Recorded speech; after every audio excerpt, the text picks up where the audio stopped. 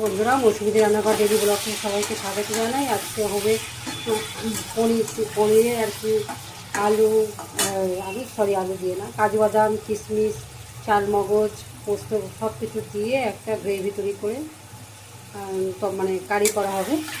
আর নুন হলুদ না, নুন মিষ্টি আর ঘি, গরম মশলা এই দিয়ে হবে। ব্লগটা দেখতে থাকুন। আর ফ্রাইড রাইস, আলুর দম, এখানে আলুর দমের কাঁটা আছে। আর ফ্রাইড রাইস হবে, দেখতে থাকুন। আর ওদের জন্য হবে ডিমের কারি।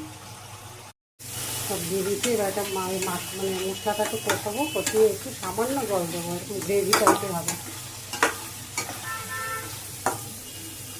আর এখানে হবে ফ্রাইড রাইসের সব ভাজা হচ্ছে, বিনস, গাজর, ফুলকপি দিয়ে ভাজা হচ্ছে। এবার কিছু দেবো আর নুন আর মিষ্টি, দেখতে থাকুন বন্ধুরা। এই যে আলুর দম হচ্ছে,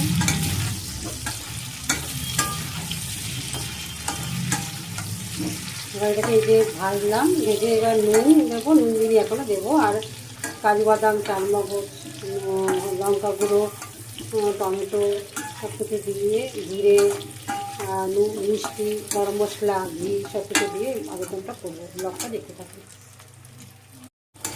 দেখুন বন্ধুরা, মাংসটা এখানে নুন আর মশলা, এখানে ওই কাজু বাদাম, একটু চালমগজ, লঙ্কা গুঁড়ো, জিরে গুঁড়ো, সব একটুখানি টক দই, তারপরে সামনে আর একটুখানি টমেটোও দিয়েছি। আর ঘি, গরম মশলা সব কিছু দিয়ে কষাচ্ছি, নুনটা দিয়েছি। কষিয়ে দেবো, গরম জল ফেলে দেবো।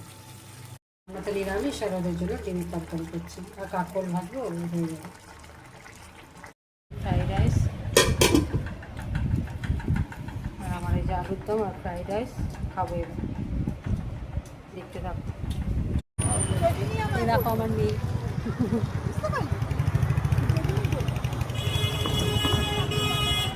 আমার মেয়ে আজকে চলে যাবে এখান থেকে, আবার কবে আসবে আমার বাড়িতে, আমার সেইটাই। হ্যাঁ।